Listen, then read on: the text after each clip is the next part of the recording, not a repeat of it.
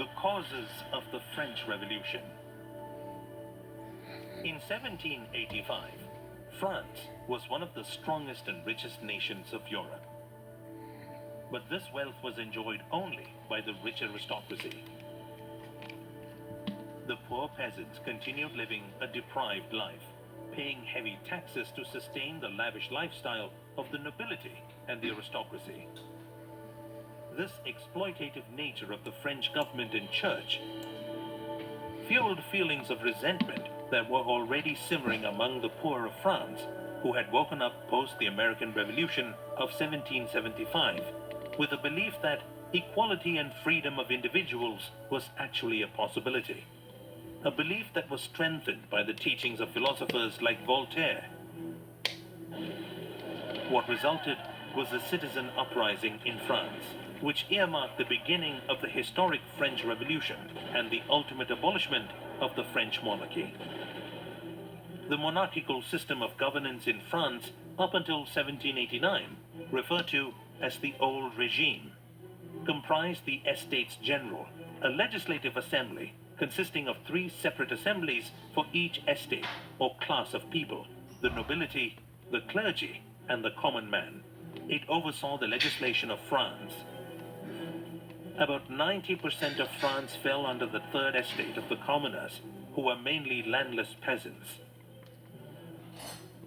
They had always been paying heavy taxes, feudal dues to the nobles, taxes known as tithes to the church, a direct tax called taille to the state, and many indirect taxes for consuming commodities like salt and tobacco.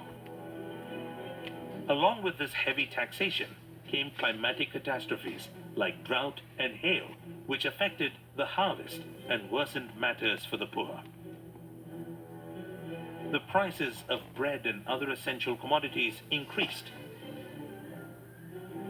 The daily wages of the poor did not keep pace with the soaring prices, nor was there any relaxation in the amount of tax to be paid by them.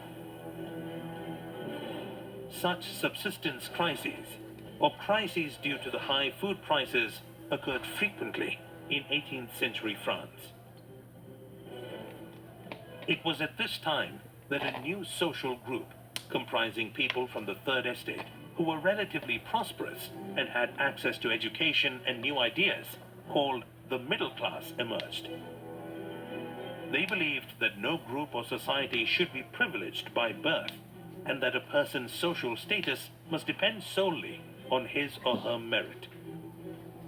Philosophers like John Locke, Jean-Jacques Rousseau, and Montesquieu put forth ideas of equality and freedom. John Locke wrote 2 treatises of government which professed to refute the absolute right of the monarch. Rousseau proposed a form of government which would be a social contract between the people and their representatives who would govern them. And Montesquieu proposed in his The Spirit of Laws a division of power between the legislative, executive, and judiciary within the government system, a novel model that was successfully adopted by the United States of America in the later years. These ideas of rights of an individual and responsibilities of the government spread like wildfire within the Third Estate. Then came more taxes imposed on the Third Estate due to a bankrupt treasury, thanks to the French Emperor Louis XVI support during America's freedom struggle.